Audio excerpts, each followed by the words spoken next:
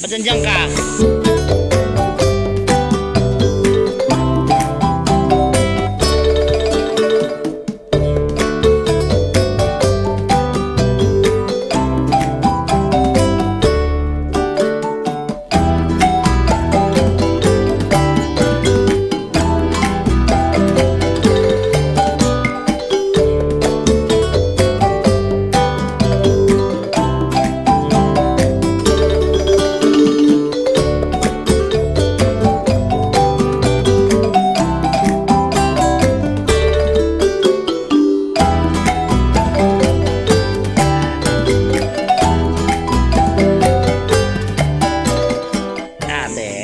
How are you? Okay lang naman po, having fun here in the zoo since I'm learning much new things sa mga nakikita ko po sa mga signage about animals. So ano pong kailangan pa idagdag sa Manila Zoo? For me po is parang let's have sufficient animals. I'm not saying na hindi po enough yung animals dito, pero meron po kasi tayong mga trademark animals na parang kailangan natin, which is yung iba po is yun po talaga yung pinunta namin for this, which is let's say examples is yung elephant, yung mga giraffe nga po, ganun. And hindi po kasi namin siya nakita. We're kind of disappointed, but for us it's okay naman po since meron naman po tayong ibang mga animals na nakita.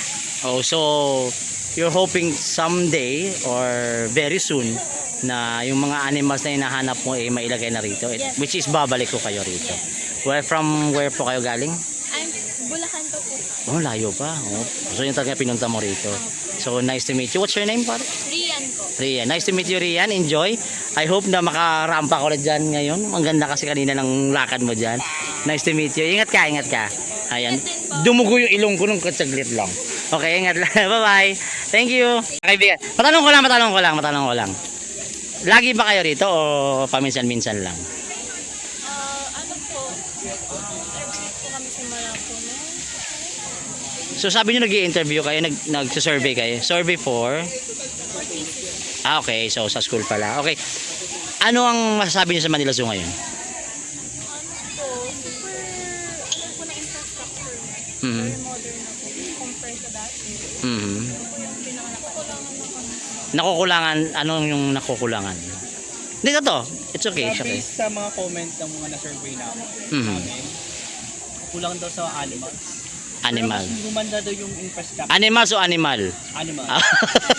Kasi pag animal marami yan eh. Animal. So kulang. Ano yung kulang actually? Anong kulang na yan? Para sa inyo? Anong animals na kailangan natin idagdag dito? Nag-expect po ako ng giraffe. Wala pong giraffe. Mhm. So giraffe lang. So ikaw ate? Yung welfare po ng animals. Mhm. Parang malungkot po namin. Malungkot. Tsaka dapat yung quantity ng animals na kunwari lion, parang hindi lang isang lion kasi parang hindi na ma-feel na ano. Okay, para balance. Para tama naman, no. Para hindi kasi kung isa lang talagang malungkot. Gusto niyo samarin sila. And from what school kayo? Ayan. So anyway, thank you. Nice to meet you po. Ayan, this is Channel Reds. Ayan, ako po si Channel Reds. Parang bago po yung medyo malaking fish. Hindi ko alam kung dati na yun. Saan? Yung sa ano natin, botanical. Aha. Wala na ko yung So pwede bang ulamin yun? Hindi naman. Diba ma'am kapag dito na sa What's your name? Gemma po. Okay. Hi. Nice to meet you. kung nag-sleep tayo sa animals, Ano course niyo, okay? Oh, okay. That's good.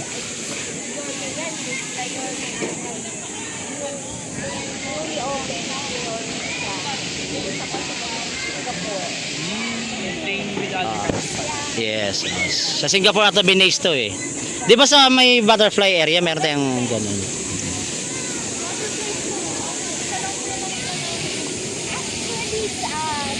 Nag-ano kami sa nag-ano pa kami sa Marinduque para yung sa species ng mga butterfly tapos nag-ano kami yung weather talaga natin.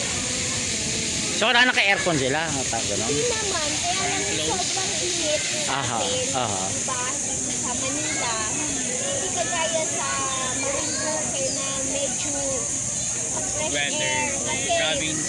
sa water, diba, medyo maano pa yung So yung concern ni ate, konti yung butterfly.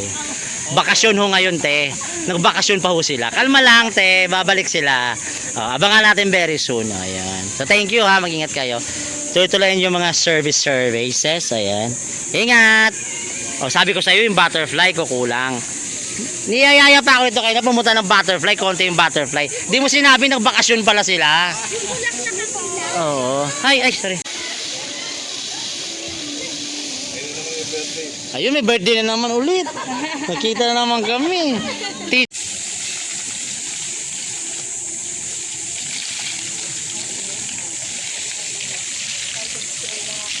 Happy birthday po. Nag-i-enjoy ho ba kayo rito? Ay, opo, enjoy na. Ano po masasabi niyo sa Manila Zoo ngayon? Ay, totoo po ba yan? Oo, totoo ito. Happy birthday again. Opo, maganda po Manila Zoo ngayon. Compare niyo po dati. Ano ba dati? Ano pong dati? Kasi po dati, di ba, wala naman siyang entrance fee, ano lang, kumbaga parang, way back, ano pa po ako nakalabigin dito. Kasi, taga Pampanga po kami. So mga anong year ho yun yung last na punta niyo Ano rito? pa po siguro. Bata ka pa nun? Bata pa po ako noon. Way back mga 7 years ago. Tagal na. Maganda po ang Manila po. Lagi po kasi kami sa gawin ng Pampanga. Oh, thank you. So, thank you sa pagpunta po. Ayan, si ma'am kasama. Hi, ma'am. Ayun. Hello, ate. Happy birthday. Ayun, sa'yo. Oh. Ay, ingat kayo. Ano pa po ang gusto niyo mangyari sa Manila Zoo? If in case na Kung ano, maibalik, mapapalitan yung elepante. elepante. Yun. Ano ba gusto niyo elepante? Yung marites o elepante yung masipag? Masipag na lang. Masipag. Thank you po. Last video po. Ingat po. Thank you po, God bless. God bless. Enjoy po kayo. Enjoy po kayo. O, di ba sabi nila, kailangan talaga ng elepante. Elepante talaga. So, elepante talaga. Saka nakonda. Ano konda? Ano anaconda? Ay! Tumitira ka ha? Anaconda ha? Ano mga kaibigan, napapansin nyo ba? Napapansin nyo na malaki na po yung mga puno rito. Ayan o. Ang gaganda na.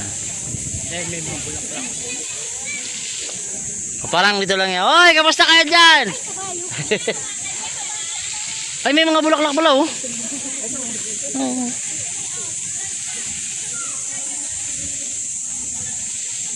So ito yung botanical garden nila. So iniikot ko lang kayo. Alam ko na miss nyo itong Manila Zoo eh. So kailangan talagang i-ano pa, i-advance more ang Manila Zoo. So dagdagan pa ng konti. Hello. So doon tayo sa primates kanina. So dito tayo sa may ito yung gusto ko, may nagbubukas talaga ng pintuan. Yehey! Hi! Kamusta kayo? Kamusta kayo? Sana all mga butterflies kayo. Ayan, ito na yung butterflies. May laman ba sa loob ng mga butterfly? May butterflies or meron tayo sa loob. Yun nga lang po hindi ganun kadami kasi hindi maganda yung panahon natin. Oh, so sabi nga ng iba, nagbakasyon daw. Oo. Bakasyon talaga sa So ayan mga kaibigan. Ay, meron mo pala eh. garden. Tapos meron po tayo dito sa emerging area. Kasi nagsasabi tayo ng live pupa. Ay, ito. Tayo nagpapa-emerge ng mga, gaya nito sir, may mga butterfly na nag-emerge.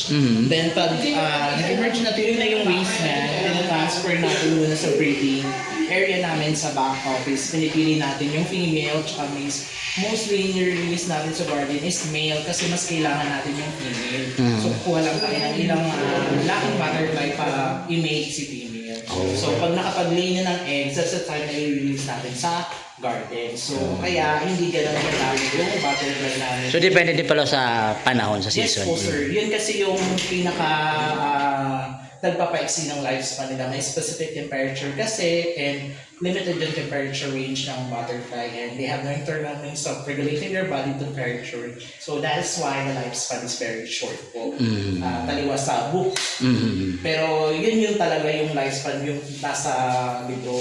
But syempre, with experiencing climate change, especially global warming, yun, mas masyado mainit ngayon sa Pilipinas. So, isa yun sa reason kung bakit paunti ng paunti yung species ng butterfly. So baka yung iba napunta muna sa Alaska, nagpapalamig. Cold-blooded din sila sir. So, walang, may country na zero butterfly talaga. Mostly yung mga malalamig na places. So, this is it. Tayo kasi meron tayong butterfly pa din. Yun nga lang, hindi ka nagkadami. Oo, pero at least diba? Ayun, meron tayo dito mga nire-release na mga Ilocano butterfly po.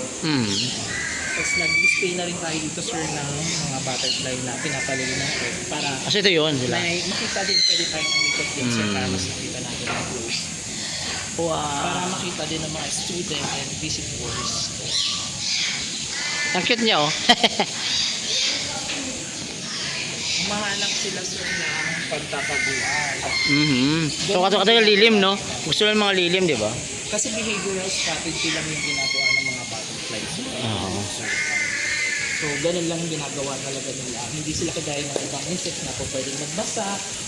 So ano talaga ang pinaka-best season para sa kanila? Sa kanila sir, mas maganda yung sakto lang na hindi mainit, hindi malamig. Kasi parang nasa 28 or 29 to 30 lang yung Fahrenheit. Yun yung po pwedeng sa kanila. Pag sobrang init kasi nadi-dehydrate sila.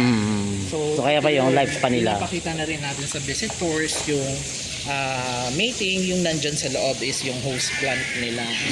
So dyan sila naglilay ng eggs. Then pag nag-form naman, naglay na ng egg, nag-hatch na yung eggs natin. So nag-form na siya ng caterpillar. Ito naman yung magiging food din. So dalawang purpose ang host plant. And mostly ng plants na dito sa garden natin is host plant talaga ng butterfly. Then natin, nag-add na rin tayo before kasi yung mga nakalagay dito na plants natin is ornamental plants and hindi ganun kadami yung flowers. So nilandscape natin to, pinalitan natin ng mas madaming flowers and pinasok na rin natin yung ibang host plant. Example of host plant. Pangalawa siya no? Gaya nito. Yan po is yung pinakapita naman yung lantana sir. Isa din yan sa favorite ng butterfly and female stardust po. So ginagawa ito ngayon, nag-ano lang, kumakain? Nagkakalap po sila ng mga pollens kasi ito transfer naman yan sa ibang flowers po. Oh, I see. Symbiosis po yung tawag. Ang galing yan, kinda naman niya no? So ito mga local to di ba? Local. Consider siya sir as a Japanese butterfly po. Ay lokal na po sa Rocky Island po yan natatag. So Asian butterfly siya and we're part of Asia rin naman. So makikita rin sa Philippines yung host plant nila. And mostly na mga Asian butterfly is ganito. More on citrus plants. Yung may mga kalamansi tayo.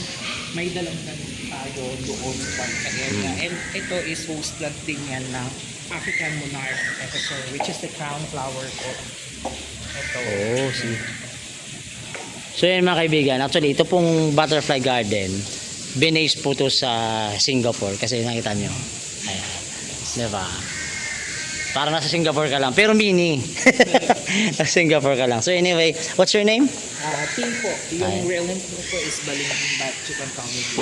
Ayun. So nice to meet you. Ayan. So mga kaibigan, ito po yung butterfly garden mo. Thank you sa inyong konting tour. So ayan, ingat ka ha. Sige po sir.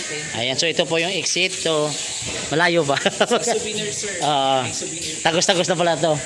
Balik na ako dun. So mga kaibigan, ang tawag dito ay Botanical Garden with Wishing Pond. Ayan. So pwede kapag mag-wish mga kaibigan. Ayan. Tapon ka na ng coins dyan. Mga next week, mawawala na yan. Wish mo magumanda ang buhay mo. Ba't tumatawa kayo ha? Wish mo magumanda ang buhay. Tumatawa kayo. Sinabi ba ako masama? Wala naman. Tama yan. Mag-wish ka na magka-jowa ka. So, ayan. So yung coins na yan, habang hindi ka nagkaka-jowa, hindi siya mawawala. Pero next week, malilinis ho yan kasi lalagyan ng bagong coins ulit yan. Ay, ganon? Sako lang ilalagay. Sako lang pala eh. Grabe naman. Ay, laki oh. Diba? So, pag nag-wish ka na magka-jowa ka, yung jowa kanina, yun na yung lalapit sa'yo. Ay, hindi pala. Okay, sabi mo yan eh. So, if you wish, pag na-shoot sa gitna, matutupad yung wish mo. Pag hindi na-shoot, Wala. Asa. sa ibang lagayan na mapupunta yan. Asa ka na. Umasa. Sa ibang... Ay, gusto ko yan. So, ang tawag dito? Anong tawag sa park na to? Botanical. Oh, yun. Botanical Garden pa rin. Oh. Hi. Hindi ka naligaw? Oo. Ayun. Mga estudyante ata to. Tama ba ako? Oh. So, ito yung... Ang kapal na ng puno. Parang nasa probinsya ka lang, oh. Di ba? Meron dito upuan ng mga, ano eh, rainbow colors. Ayan. Yes. So, bawal ang Unauthorized. unauthorized Pero dito. tayo pwede. Bakit ano ba meron dito? Yung nga pala, opisina pala yan, sorry. Oh, yun pala yung shortcut. Oh. Nalala ko dati dyan kung dumadaan sa shortcut. Ay, ang cute to. Mga kaibigan, bisita. Ay, ang dami na palang fish dito. Oh. Sabi sa'yo eh. Paano makukuha yun? Ang laki oh. So, bawal mamingwit dito. Ay, ang galing. Tilapia yun. Saan? Yung pula na yun. Yung pula na yan, tilapia yan? Oh, really? Oo. Laki. Yan yun Kuha ka ng pan. Oo nga. yung maputla na pula. Lagyan mo ng Tilapia yan? Ba't ang laki niyan? Dito to, seryoso. Seryoso nga. Yan mga tilapia. Yan. Ito maniwala ako, tilapia yan. Yan. Yung original. Tilapia din yun. Mga kuy. Ayan, tilapia ay malaki na yan. Oo. Yung sumunod na orange yan. Oo. Mga kuy. Yan. Okay. Ang laki na pala, no? So dito lang yan, pagkat-ikot, tago sa kabila. Ito, iba naman yun nandito. Ah, so sarado to. Yan yung mga alligator fish natin. May janitor fish di ba dito? Hindi ata. Ayan, yan. Ay, laki oh. Yan, alligator fish yan. Wow. Yan, alligator. Marami yan. Hindi ko alam kung mga 7 o 8. Ang laki. Meron pa mas malaki dyan nandito. So may mga alligator fish pala dito. Ayun oh, yung laki oh. Di, Ayun pa rin yung laki oh. Pag nahulog ka dyan. Oh, ito nga.